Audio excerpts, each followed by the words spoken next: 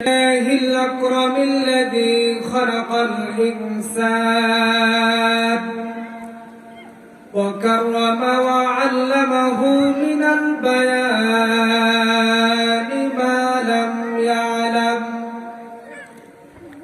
فسبحان الذي لا يحصى امتنانه باللسان ولا بالقلم أشهد أن لا إله إلا الله وحده لا شريك له وأشهد أن محمدا عبده ورسوله الذي أرسله بالحق بشيرا ونذيرا وداعيا إلى الله بإذنه وسراجا منيرا فقد قال الله تعالى في كلامه المجيد وفي برهانه التوحيد أعوذ بالله من الشيطان الرجيم بسم الله الرحمن الرحيم إن جهنم كانت مرصادا عن أنس بن مالك رضي الله تعالى عنه قال قال رسول الله صلى الله عليه وسلم هفت النار بالشهوات وهفت الجنة بالمكاره رواه المسلم وقال الله تعالى إن الله وملائكته يصلون على النبي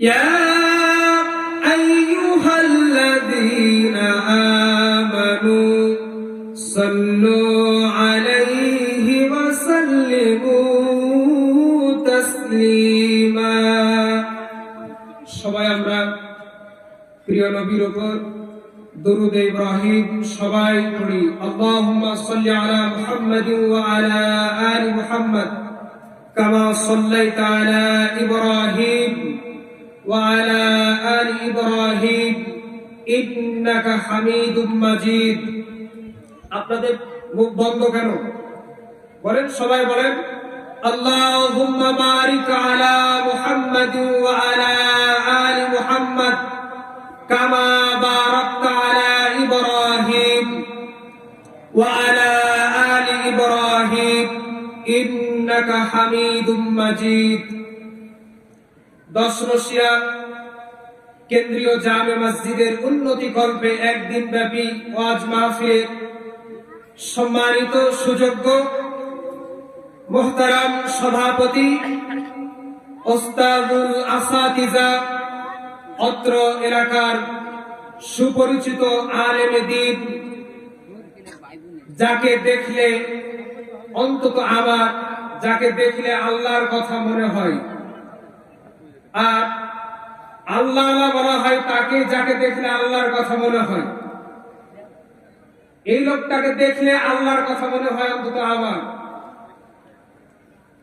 আমরা দোয়া করি আল্লাহ পাক ওস্তাদ জিকে যেন সঠিকভাবে আল্লাহ হিসেবে কবুল ও মঞ্জুর করে নেন বলেন আল্লাহুম্মা আমিন সম্মানিত উপস্থিতি সংক্ষিপ্ত সময় আলোচনার শুরুতে আমরা সেই মহান আল্লাহ সুবহানাহু ওয়া তাআলার দরবারে শুকরিয়া আদায় করছি যে আল্লাহ সুবহানাহু ওয়া তাআলা এই বিশাল আকাশের মালিক, বিস্তীর্ণ জমিনের মালিক, সাগর নগরের মালিক, কুল কায়নাতের মালিক, সকল ক্ষমতার একচ্ছত্র মালিক যিনি, সেই মহান সত্তা, সেই মহান রাজাধিরাজ মহান আল্লাহর শানে, সেই মহান আল্লাহর জন্য আমরা শুকর সুজুদ অন্তর থেকে পড়ছি আলহামদুলিল্লাহ। সবাই একটু উচ্চ স্বরে আওয়াজ দিয়ে বলেন আলহামদুলিল্লাহ।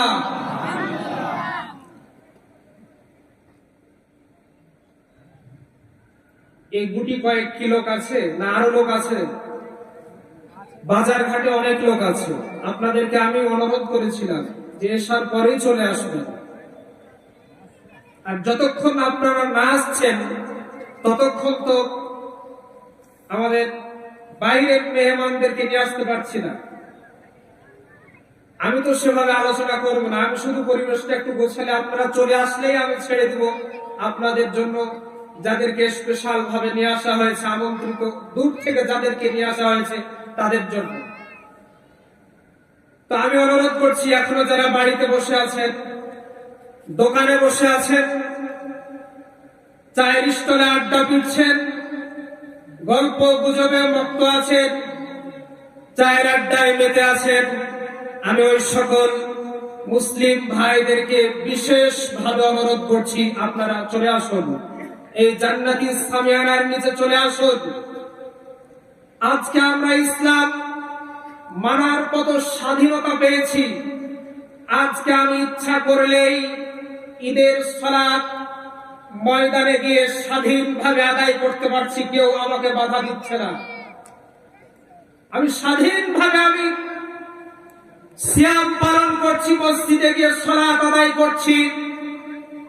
কিন্তু তাকিয়ে দেখেন ফিলিস্তিনের মুসলমানদের দিকে, তারাও মুসলমান, কিন্তু তারা চাইলেই কিন্তু পারে না আল আকসা মসজিদে গিয়ে ঈদের সালাত আদায় করতে, কিংবা জুমার সালাত আদায় করতে, কিংবা যে কোনো সালাত আদায় করতে।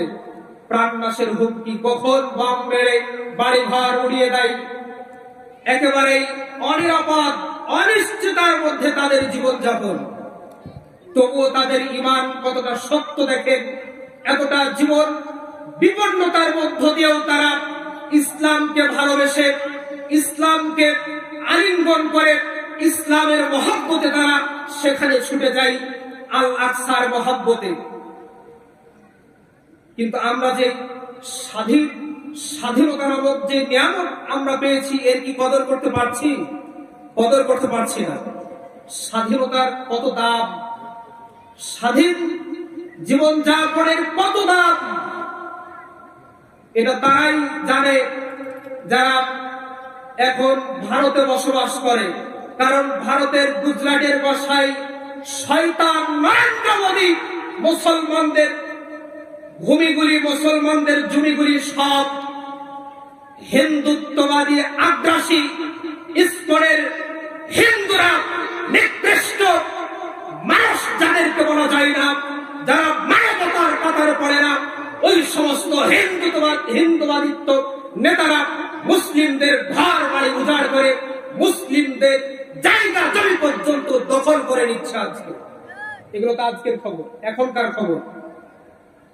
মুসলিমদের, মুসলমানদের, ভারত হচ্ছে মুসলিমদের ঐতিহ্যের প্রতীক। ভারত হচ্ছে মুসলিমদের ঐতিহ্যের প্রতীক। প্রায় 1000 বছর ধরে এই ভারত উপমহাদেশকে এই মুসলমানরা কোরআন দিয়ে শাসন করেছে। সেই মুসলমানদেরকে আজ ভারত উপমহাদেশ থেকে নিশ্চিহ্ন নির্মূল করে দেওয়ার ষড়যন্ত্র করছে। অথচ যে সময় মুসলিম শাসকরা ভারত শাসন করেছিল, ওই সময় হিন্দুরা মায়ের পরে যেভাবে একজন শিশু সন্তান নিরাপদে থাকে, সেভাবে হিন্দুরা নিরাপত্তা লাভ করেছিল, নিরাপদের সাথে হিন্দুরা ছিল। আজকে আমি আপনি স্বাধীন হয়ে আজকে এখানে আসার সুযোগ আল্লাহ করে দিয়েছেন, একটি সুন্দর চমৎকার উদ্যোগ হয়েছে, অথচ আজকেও আমরা সেখানে অবহেলায় কাটিয়ে দিচ্ছি।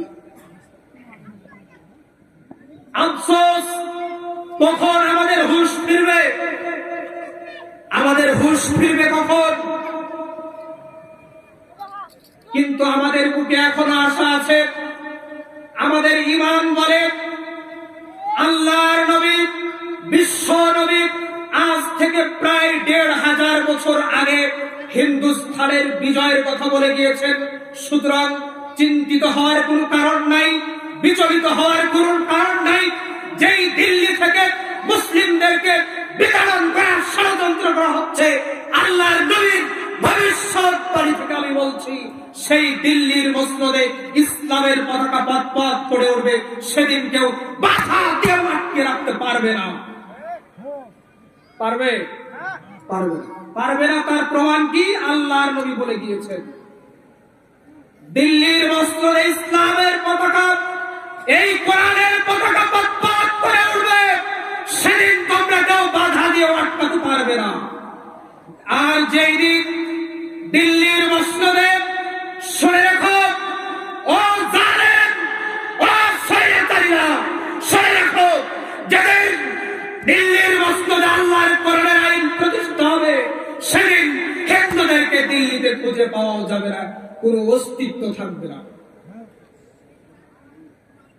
পৃথিবীর জালেমরা, শুনে রাখো, আজকে আমার ১.৫ বছরের সন্তান, ২ বছরের সন্তান, আমার একজন মুসলমানের সন্তান, আল মুসলিমুনা কা রাজুলিন ওয়াহিদিন, পৃথিবীর সকল মুসলমান একটা শরীরের মতো। কয়টা শরীরের মতো? পৃথিবীর সকল মুসলমান একটি দেহের নাই, একটি শরীর। ইনিস্তাকা আইনুহু, যদি কারো চক্ষু ব্যথা করে তাহলে যেন পুরো শরীর ব্যথা করে। ইস্তাকা রাসুহু, যদি কারো মাথা ব্যথা করে, ইস্তাকা কুল্লুহু, যেন তার পুরো শরীর ব্যথা করে। আজকে ফিলিস্তিনে, যেই ফিলিস্তিনে হাজার হাজার, শত শত নয়, আমার কথা ভালো করে শুনে রাখেন, ইতিহাস থেকে বলছি, জেরুজালেমে, ফিলিস্তিনে, শামের মধ্যে আল্লাহ তাআলা শত শত নয়, হাজার হাজার নবী এবং রাসূল পয়গম্বর পাঠিয়েছেন। যেই জায়গাতে অনেক অসংখ্য নবী রাসূলের কবর রয়েছে, অসংখ্য নবী রাসূলের রওজা রয়েছে, কবর রয়েছে, মাকবারা রয়েছে, যেই জায়গাতে ইব্রাহিম আলাইহিস সালাম, ইসহাক আলাইহিস সালাম, ইয়াকুব আলাইহিস সালাম, ইউসুফ আলাইহিস সালাম, সুলাইমান আলাইহিস সালাম, দাউদ আলাইহিস সালাম, ঈসা আলাইহিস সালামের মতো মহান জলিলুল কদর পয়গম্বর যেখানে গুজরে গিয়েছেন, সেই জায়গা তোমরা নিয়ে ষড়যন্ত্র করছো। মনে রাখো, আল আকসা মসজিদ আমাদের ছিল, কিয়ামতের আগে আবার আমাদের মাঝে স্বাধীনভাবে ফিরে আসবে ইনশাআল্লাহ। আল আকসায় মুসলিমদের হত্যা করা হচ্ছে, এটা কি আমাদের জন্য কষ্টের নয়? আপনি মনে করছেন আল আকসায় একজন শিশুকে হত্যা করা হচ্ছে, আপনি দেখছেন শেষ হয়ে যাচ্ছে না।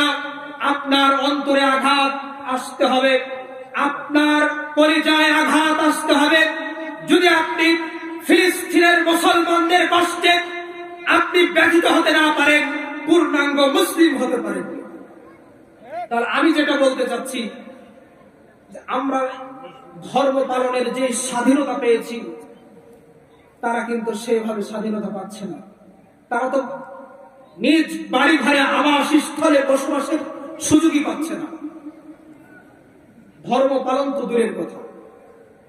সম্মানিত উপস্থিতি, আমরা যেই স্বাধীনভাবে আজকে এখানে আসতে পেরেছি, বাধা বিঘ্ন ছাড়াই এই জান্নাতি প্যান্ডেলের নিচে আসার সুযোগ যে আল্লাহ করে দিয়েছেন, সেই আল্লাহ তাআলার জন্য আমরা এখনো কি ঘর বাড়ি ছেড়ে আসতে পারি না? এখনো কি আসতে পারি না বাজার ছেড়ে? এখানে কয়টা লোক বসে আছে, শত শত মানুষ ওই মেলাতে বসে আছে, শত শত মানুষ, হাজার হাজার মানুষ ওই মেলার মধ্যে বসে আছে। তারা তো মুসলিমদের সন্তান, একটু কড়া করে বললেই তো কষ্ট পাবে। আর আমি আলোচনা করবো কি পরিবেশ যদি না গোছাতে পারি। সম্মানিত উপস্থিতি, আমি আপনাদের সামনে একটি আয়াত তেলাওয়াত করেছিলাম, একটি হাদিস উপস্থাপন করেছি। যেহেতু তেলাওয়াত করেছি, সংক্ষিপ্ত সময়ে কয়েকটি কথা বলার চেষ্টা করবো ইনশাআল্লাহ। আপনারা কি বিরক্ত হচ্ছেন আমার উপর?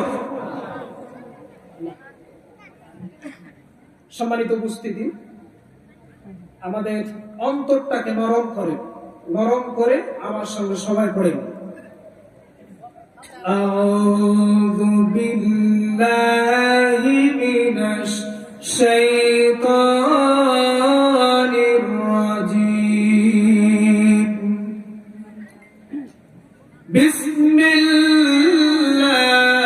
বিসমিল্লাহির রাহমানির রাহিম। ইন্না জাহান্নামা কানাত মিরসাদা। আল্লাহ সুবহানাহু ওয়া তাআলা পবিত্র কোরআনুল কারীমের মধ্যে চমৎকার করে ফরমালেন, ইন্না নিশ্চয় জাহান্নাম তোমাদের জন্য ওত পেতে রয়েছে। জাহান্নাম তোমাদের জন্য পাকড়াও করার জন্য, গ্রাস করার জন্য, তোমাদের পাকড়াও করার জন্য, ধরার জন্য ওত পেতে আছে। জাহান্নাম শাস্তির যে জায়গা, পরকালীন জীবনে যারা মুজরিম হয়ে পরকালীন জীবনে আল্লাহর সামনে দণ্ডায়মান হয়ে যাবে, কিয়ামতের ময়দানে যারা অপরাধী মুজরিম হিসাবে আল্লাহর কাছে পরিগণিত হবে, আল্লাহর কাছে মুজরিম হিসাবে বিবেচিত হয়ে যাবে, তাদের জন্য থাকার যে জায়গা আল্লাহ তাআলা নির্ধারণ করে দিয়েছেন, সেই জায়গা হলো জাহান্নাম। জাহান্নাম কয়টি? সবাই বলেন, জাহান্নাম কয়টি? জাহান্নাম একটি। জাহান্নাম যে পরকালীন যে থাকার যে জায়গা, কাফেরদের জন্য, মুশরিকদের জন্য, মুজরিমদের জন্য একটি, কিন্তু স্তর হলো 7টি। স্তর কয়টি? শ্রেণী কয়টি? কয় ভাগে থাকবে তারা? 7 ভাগে। এই 7 ভাগে স্পেশালি আল্লাহ তাআলা পবিত্র কোরআনে 7টি আয়াত দিয়ে 7টি নাম দিয়ে বলে দিয়েছেন। আল্লাহ সুবহানাহু ওয়া তাআলা বলেন, ওয়াইদা কিলা লাহু তাকিল্লাহা আখাযাতুহুল ইজ্জাতু বিল ইসম। মা মরে গেছে, বাপ মরে গেছে, মা দোয়া করবেন ইনশাআল্লাহ। মরে গেছে, দোয়া হবে ইনশাআল্লাহ, দোয়া করবেন। আল্লাহ রাব্বুল আলামিন বলেন,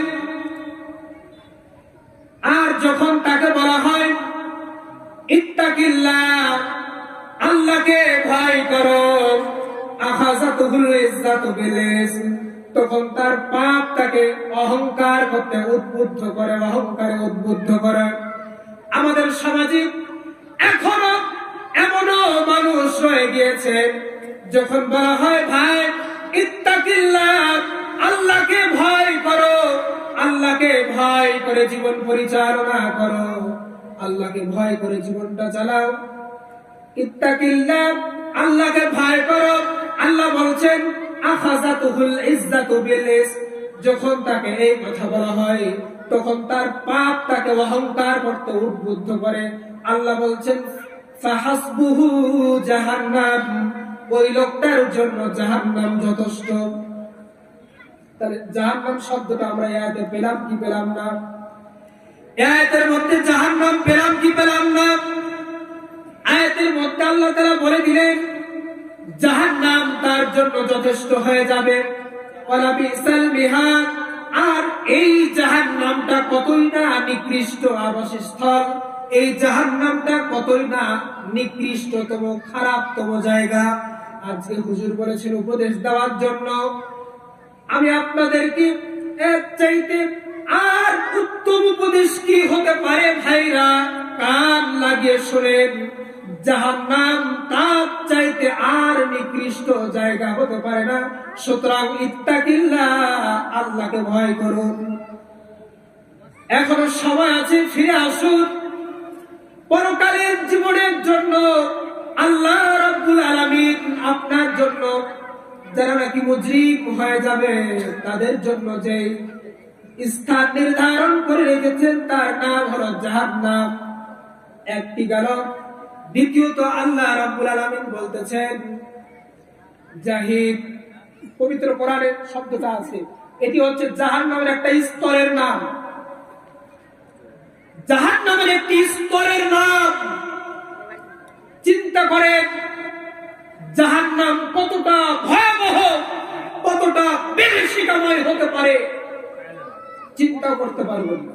অনেক মানুষ বলে যে মুসলমান যেহেতু হয়েছি, মুসলিম যেহেতু হয়েছি, কালেমা যেহেতু পড়েছি, একদিন না একদিন জান্নাতে তো যাব, জাহান্নাম খেতে হলেও তো জান্নাতে যাব। কিন্তু আমার ভাই শুনেন, জাহান্নামকে আল্লাহ তাআলা এতটা বিভীষিকাময়, এতটা কঠিন শাস্তি দিয়ে, এতটা লাঞ্ছনা বঞ্চনা দিয়ে সৃষ্টি করেছেন যে কোনো মানুষের পক্ষে এক মিনিটও ধৈর্য ধারণ করা সম্ভব নয়। লক্ষ্য করেন, জাহান্নাম এমন ভয়াবহ জায়গা যেখানে এক মিনিটও ধৈর্য ধারণ করার মতন শক্তি আল্লাহ মানুষকে দেননি। তাহলে কিভাবে আপনি বলেন জাহান্নাম খেতে খেতে একদিন তো জান্নাতে যাবে? বিশ্বাস করেন, জাহান্নামে পুরার মতন শক্তি এই শরীরে নাই। ফিরে আসেন ভাইরা, ফিরে আসেন ইসলামের পথে, ফিরে আসেন কোরআনের পথে, অহংকার পরিত্যাগ করেন। আজকের সমাজে দেখা যায় টাকা হলেই অহংকার, আর যুবকদের মাঝে যৌবনের অহংকার, আর যারা কি ক্ষমতায় যায় তাদের মধ্যে দেখা যায় ক্ষমতার অহংকার। তাহলে যুবকেরা করে যৌবনের অহংকার। আজ যে যৌবন আছে, কাল সে যৌবন তোমার থাকবে না। আমি ছোট্ট করে সংক্ষিপ্ত সময় বলে যাই, আজকে যুবক তোমার যে যৌবন আছে, আগামীকাল সে যৌবন তোমার থাকবে না। একদিন তোমার যৌবনে ফাঁকি লাগবে, একদিন তোমার যৌবন ফুরিয়ে যাবে। সেই দিন তুমি এইরকম বৃদ্ধ মানুষ হয়ে যাবে। যৌবনের গরম দেখায় না। যারা ক্ষমতাধর, শক্তিশালী, ক্ষমতা পেয়ে ক্ষমতার গরম দেখাও না। যারা রক্তর গরম দেখাও, যাদের শরীরে রক্ত টকবক করে, এই সমাজে রক্তের গরম দেখাও, রক্তের গরম দেখাও না, যৌবনের গরম দেখাও না, ক্ষমতার গরম দেখাও না। সব কিছু একদিন মাটির সাথে ধুলাই মিশে যাবে, তুমিও মাটির সাথে মিশে যাবে। কত রাজা, ধনী, প্রতাপশালী মানুষ পৃথিবীতে এসেছিল, আছে কি ভাই? তারা বলেন তো আছে কি? তারা কি আছে? একটু চিন্তা হয় না আমাদের? একটু কি আমাদের মাথায় চিন্তার উদ্রেক হয় না যে আমার দাদা ছিল, আজকে সে দুনিয়ায় বেঁচে নেই। আমার বাপের বাপ ছিল, বাপের দাদা ছিল, তারা আজকে কোথায়? কবরে শুয়ে আছে। তার কি অবস্থা? ভাই শুনেন, হয়তো আমিও একদিন থাকবো না, তখন আমার অবস্থা কি হবে? আজকে যারা দুনিয়ায় নেই, আমার চোখের সামনে নিজের হাতে আমার আত্মীয় স্বজনকে কবরের মধ্যে রেখে আসলাম।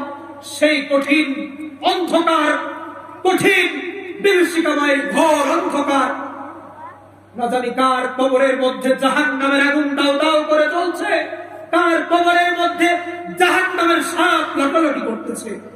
আমরা কবরের মধ্যে শুয়ে আসলাম, এখনো কি আমাদের উপদেশ নেওয়ার সময় আসেনি? এখনো কি আমাদের বিবেক খুলবে না? আপনার চোখের সামনে দিয়ে আপনার প্রতিবেশী কবরে চলে যায়, কোনদিন ফিরে আসলো না।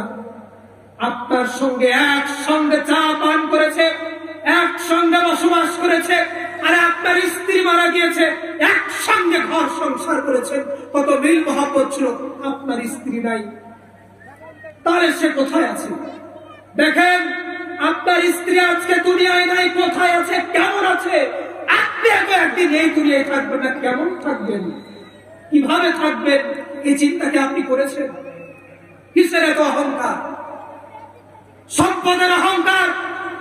কিসের এত আপনার অহংকার? টাকা পয়সার অহংকার? টাকা পয়সা একদিন থাকবে না। এই পৃথিবী যারা শাসন করেছিল, যাদের আঙ্গুলের হেরণে মানুষ থার করে পেয়েছিল, তারা পর্যন্ত আজকে মাটির সাথে মিশে গিয়েছে। আপনি আমি তো কিছুই না। কেন আমাদের হুঁশ ফিরছে না? কেন আমাদের হুঁশ ফিরছে না? কিভাবে আমাদের হুঁশ ফিরবে বলেন? জুমার খুতবা শুনেন, আমি কষ্ট নিয়ে বলছি, কখন আমাদের হুঁশ ফিরবে? আজকে এই প্রোগ্রাম করা হয়েছে, প্রধান উদ্দেশ্য একটা লক্ষ্য, সেটা হচ্ছে এই প্রোগ্রাম থেকে আমরা হেদায়েত লাভ করব। এখান থেকে আমরা হেদায়েত নিব, এখান থেকে আমরা আমাদের আমলের খাতায় কিছু নেকি অর্জন করব, নেকি ঢুকাবো। এখনো আমাদের হুঁশ ফিরবে না। 5 ওয়াক্ত নামাজ কয়জন পড়ে বলেন তো? অথচ আল্লাহ রাব্বুল আলামিন পরকালীন জীবনের জন্য যে জাহান্নামের স্তরগুলি সৃষ্টি করে কোরআনুল কারীমের মধ্যে জানিয়ে দিয়েছেন, তার মধ্যে একটি হলো সাফা। সূরাতুল মুদ্দাসসির কান লাগান, আল্লাহ তাআলা পবিত্র কোরআনুল কারীমের মধ্যে চমৎকার করে বলছেন, ফি জান্নাতি ইয়াতাসাআলুন। জান্নাতীরা প্রশ্ন করবে, যারা জান্নাত হবে, জান্নাতবাসী যারা হবে, জান্নাতের সুখ স্বাচ্ছন্দ্যে জীবন যাপন করবে, জান্নাতবাসীরা প্রশ্ন করবে, আনিল মুজরিমিন। যারা মুজরিম, যারা অপরাধী, যারা পাপাচার, এখনো সময় আছে ভাই, ফিরে আসো। তুমি সুদখোর, সুদ ছেড়ে দাও। তুমি জেনাকার, জেনা ছেড়ে দাও, ফিরে আসো কোরআনের পথে। এখনো সময় আছে, কিয়ামত হয় নাই, পশ্চিম দিগন্তে সূর্য উঠে যায় নাই। এখনো তোমার সময় আছে, ফিরে আসো। জেনার পথ থেকে ফিরে আসো, অশ্লীলতার পথ থেকে ফিরে আসো, কোরআনের পথে ফিরে আসো। তোমাকে আমি অনুরোধ করে বলে যাই, অনুরোধ করে বলছি, কোরআনের পথে ফিরে আসো।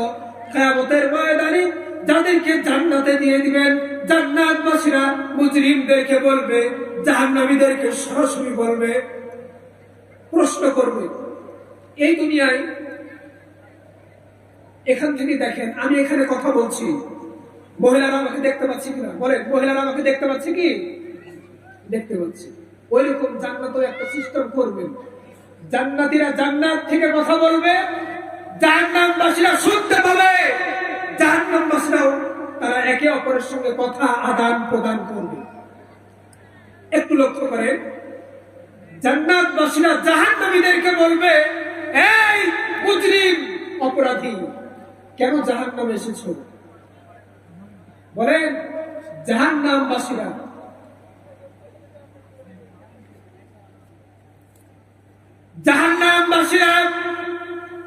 বলবে, ক্বালু লাম নাকু মিনাল মুসাল্লিন।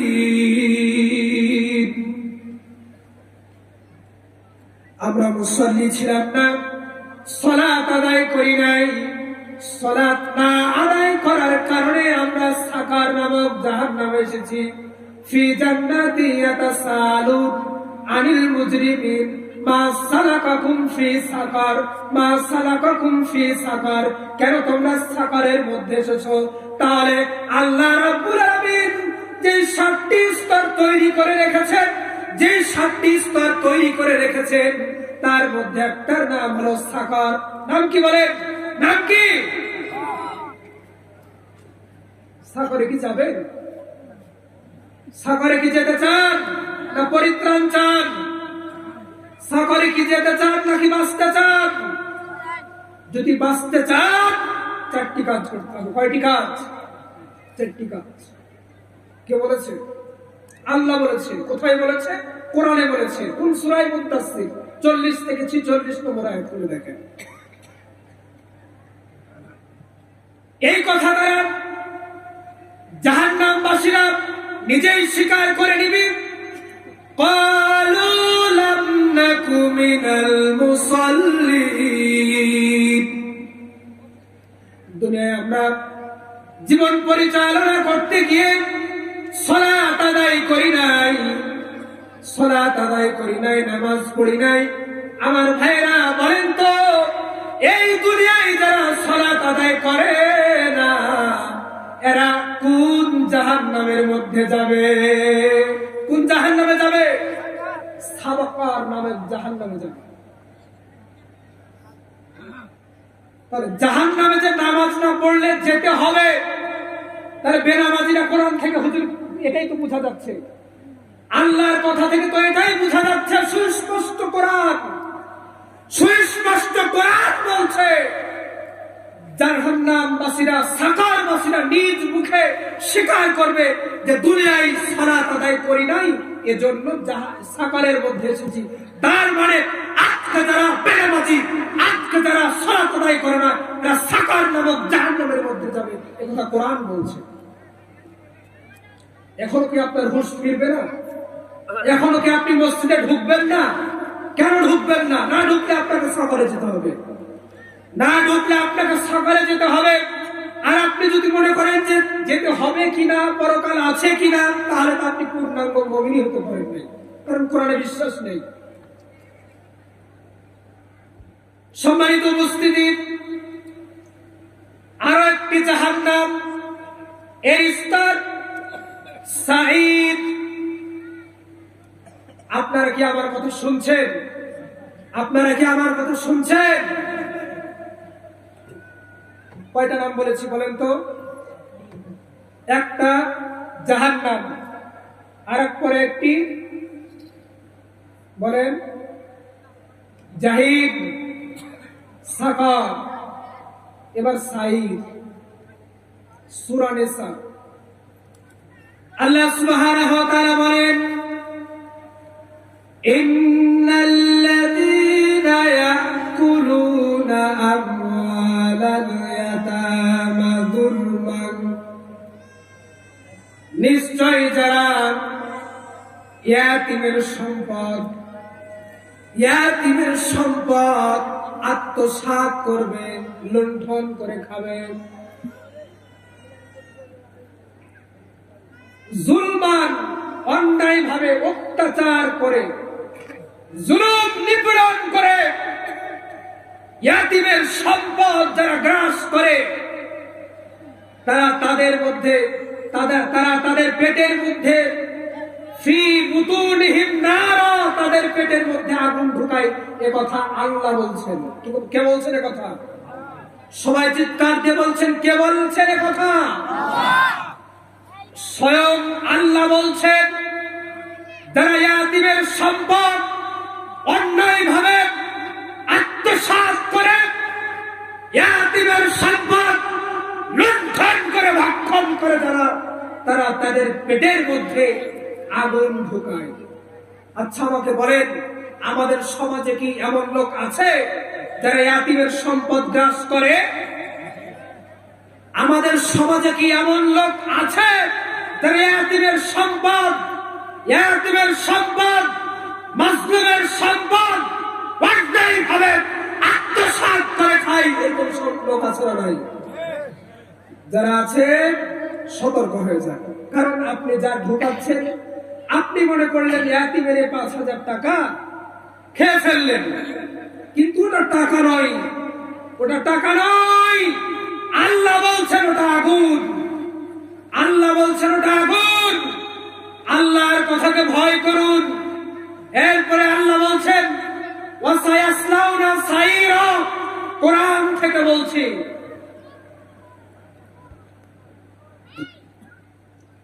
কোরআনের কথাকে বিশ্বাস আছে? আল্লাহ বলছেন ওয়াসায়াসলাউনা সাইরা, এরা অচিরেই, আরবি গ্রামার অনুযায়ী কদ সিন সাউফা এইগুলো বেশ কিছু শব্দ আছে, যদি কোন শব্দের শুরুতে এই অক্ষরগুলি আসে অর্থ হবে তাড়াতাড়ি। তাহলে ওয়াসায়াসলাউনা সাইরা, এরা অচিরেই জাহান্নামে চলে যাবে, সাইরের মধ্যে চলে যাবে।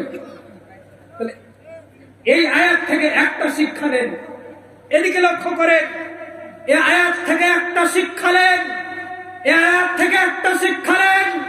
আল্লাহ বলছেন যারা ইয়াতীমের সম্পদ অন্যায়ভাবে লুণ্ঠন করে আত্মসাৎ করে খায়, এরা তাদের পেটের মধ্যে জাহান্নামের আগুন ঢুকায়, ওয়াসায়াসলাউনা সাইরা, আর এরা মরলেই অচিরেই মরতে দেরি, সাইরের মধ্যে যেতে দেরি নাই।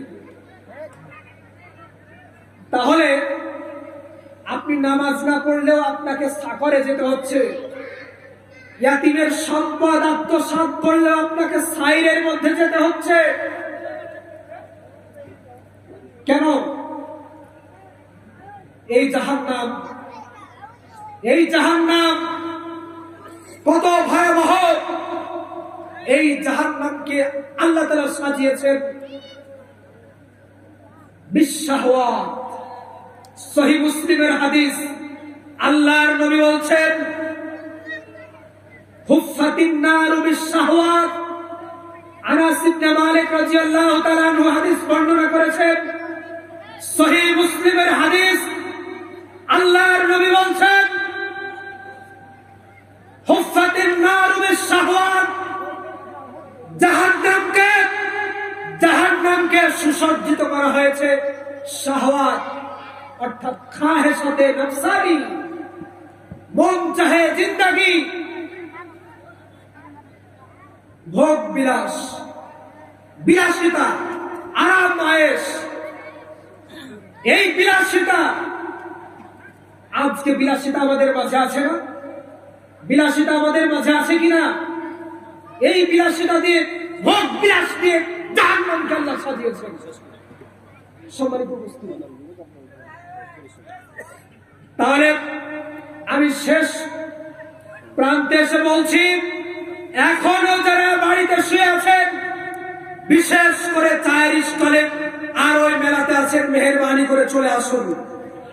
আপনারা এই মজলিসকে, এই কোরআনের মজলিসকে সফল করুন। আমি আশাবাদী আপনারা প্রাণ ভরে আমাদের যে মেহমান আছেন শায়েখ ফারুক হুসাইন, চাপাই নবাবগঞ্জের মাটি ও মানুষের বক্তা, চাপাই নবাবগঞ্জের মাটি ও মানুষের বক্তা, সুরের পাখি, উনি মাইকে মুখ লাগালেই বুঝতে পারবেন অনেক ভালো মানের একজন আলোচক। ওনার একটি পরিচয় আছে, সেটি হচ্ছে উনি ভালো মানের একজন তাফসীরকারক। আল্লাহ পাক ওনার কণ্ঠকে দারাজ করুক, সুন্দরভাবে আপনাদের মাঝে কথা বলার তৌফিক দান করুন। আমি দোয়া করছি আপনাদের জন্য, আমিও দোয়া চাচ্ছি। আসসালামু আলাইকুম ওয়া রাহমাতুল্লাহি ওয়া বারাকাতুহু।